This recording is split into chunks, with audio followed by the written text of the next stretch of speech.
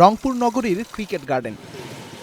ছেঁড়া নেট আর এবড়োথেবড়ো মাঠেই যেখানে তৈরি হচ্ছে আগামীর ক্রিকেট। অথচ গেল 10 বছরে 3টি জাতীয় লীগ শিরোপা এবং গেল বছর এনসিএল এর 2 সংস্করণেই চ্যাম্পিয়ন হয়েছে রংপুর বিভাগ।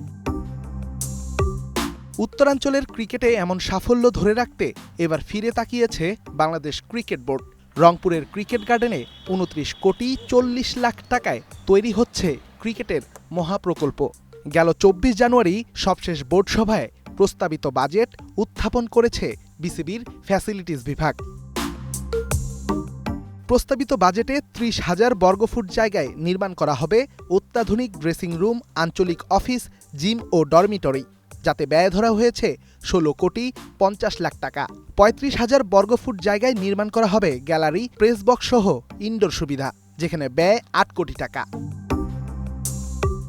সরকারি এই বিশাল ভূমির 32,000 বর্গফুট জায়গায় indoor outer facilities, practice net ও মাঠ উন্নয়নের জন্য বাজেট ধরা হয়েছে 60 লাখ টাকা। এছাড়া বাউন্ডারি ঘেরাও এবং মাঠে 5টি সেন্টার উইকেট বানাতে খরচ ধরা হয়েছে 4 কোটি 29 লাখ 50 হাজার টাকা। সব মিলে এই মহাপ্রকল্পের প্রস্তাবিত বাজেট 29 কোটি 40 লাখ টাকা।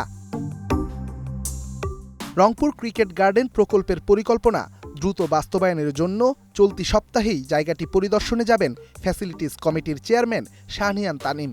এনসিএল, বিসিএল সবকিছুতে খুব ভালো করছে। তো ওখান থেকে অনেক প্রসপেক্টিভ ক্রিকেটাররা যেহেতু বেরোচ্ছে, আমরা চাচ্ছিলাম যে রংপুরে একটা বেস ক্রিয়েট করতে। এটা যেহেতু গভর্নমেন্টের প্লট এবং ডিসি মহোদয়ের পারমিশন লাগবে, আমাদের ওখানে লিজ নেওয়া লাগবে। আমাদেরকে 15-20 বছরের জন্য লিজ দেয়, তাইলে হয়তো আমরা প্ল্যানটা আগিয়ে নিয়ে যাব। আমরা আগামী সপ্তাহের মধ্যে ইনশাল্লাহ হয়তো রংপুরে যে ডিসি মহোদয়ের সাথে কথা বলবো যে ওনারা আমাদেরকে লিজ দিতে পারবে না কিনা।